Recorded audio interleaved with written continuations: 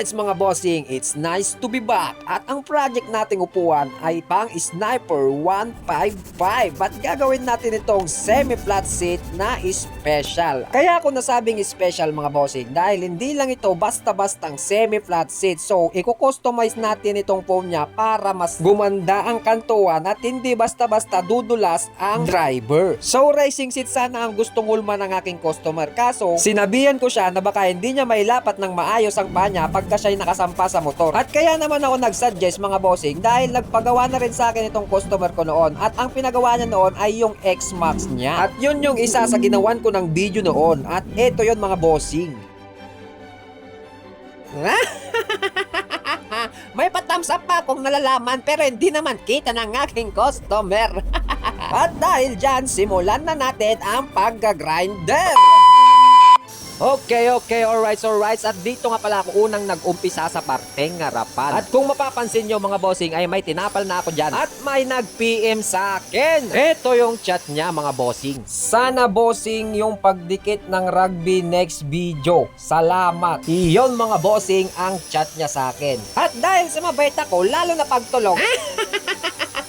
Pagbibigyan ko siya. Sheesh! Gaya nga ng sabi ko kanina mga bossing, ay special na semi-flat seat ang project ko. At i-customize ko itong foam niya. Kaya may rugbihang magaganap. Sheesh!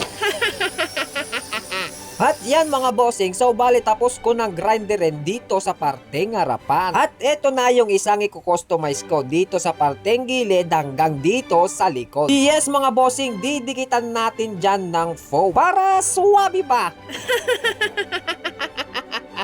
At eto na yung ididikit kong foam mga bossing dito sa parteng gilid niya. So bali ganito ang technique ko mga bossing pagka nagdidikit ako ng mga foam. Ang una mga bossing is itatapat ko lang itong ginupit kong foam dito sa parteng i-customize ko. Saka ako lalagyan ng sketch mga bossing para pagka ididikit natin mamaya is may guide tayo kung paano natin ididikit itong foam. Kumbaga para hindi magiba yung posisyon nitong binakat nating foam. Pagkatapos gugupitin ko na rin itong mga sobra. At yan mga bossing, so bali pagkatapos nating ibakat itong foam sa kabilang side is kokopyahin lang natin para sa kabilang side naman. So bali ibabakat nyo lang ng ganyan tsaka mo lalagyan ulit ng sketch. Para nang sa ganun mga bossing is guguntingin na lang natin ng easy. Easy ba?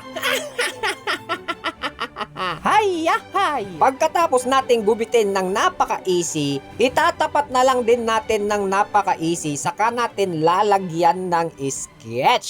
Shish! At eto na nga ang matinding singhutan mga bes. Hay, problem to the max. Hay! Mag-face mask kayo!